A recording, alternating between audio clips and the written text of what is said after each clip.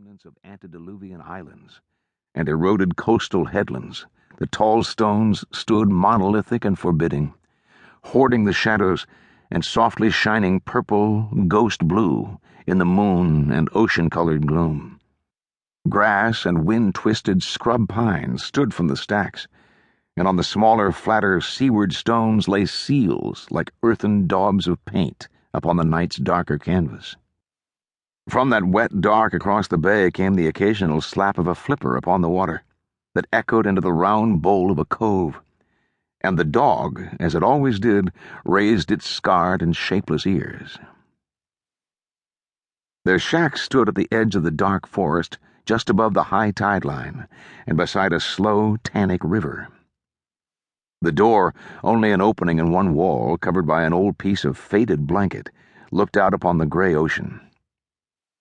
The old man's tiny house was but one room, with a packed earth floor and walls of wind-dried driftwood of various shapes and thickness. It was bone-white and silvery in its coloring, and ill-suited in every way for providing home or shelter. The leaking roof was fashioned partially from scrap-board he had scavenged from the mill outside Forks. He had towed the boards north up the coast behind his boat, back when his boat was sound, and had painted his roof red with river mud that had long since faded to a general rust color. The door, when there had been a door, had been nothing more than long pieces of driftwood and chunks of tree bark held together with a craze of baling wire. Off to one side there had once been a lean-to, built from the same lumber, but the old man had fallen through it one night before the dog came, when he was out of his mind with drink and sorrow.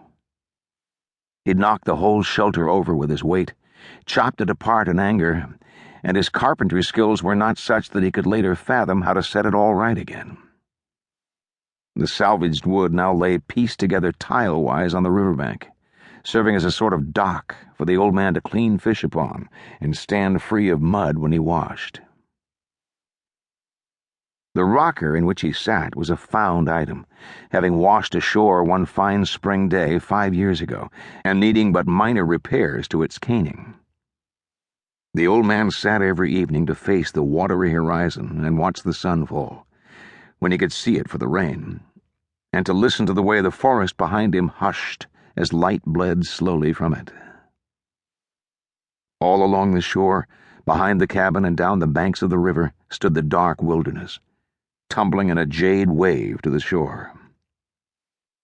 Numberless green centuries of storm and tide had stranded massive logs of driftwood against the standing trunks, so they lay in long heaps and mounds. Strange, quiet citadels of wood, sand, and stone. Natural reliquaries encasing the dried bones of birds and fish, raccoons and seals, and the sad remains of drowned seamen carried by current and tide from as far away as Asia. Seasons of sun over long, weary years had turned the great logs silver, then white. The endless ranks of wood provided the old man's home with a natural windbreak in storm seasons, and he spent many nights awake listening to the mournful sound of the wind at play in the tangle. A fire burned from the little stone-lined pit before the cabin the night before he left. Yellow flames danced up into the dark, and the burning wood shivered and popped upon bright embers that shone like tiny, pulsing hearts lit bright. As he sat rocking and watching the flames at their work, the old man didn't yet know that he was going, and yet, hunched before his fire, he could feel something within him shift. Beside him, the dog sensed his despair, and knew what the old man didn't, and knew that he would soon try a thing and fail at it, and that they would soon be traveling. The dog also knew they wouldn't return. It knew these things the same way a dog knows well the heart of the man it loves and understands it in better ways than the man could ever hope. The old man patted the dog's head absently, and the dog looked up at him a moment before settling its chin upon its forepaws and closing its eyes. The old man sat and rocked and tried not to remember his younger days, when he was a married man and soldiering was the furthest thing from his mind.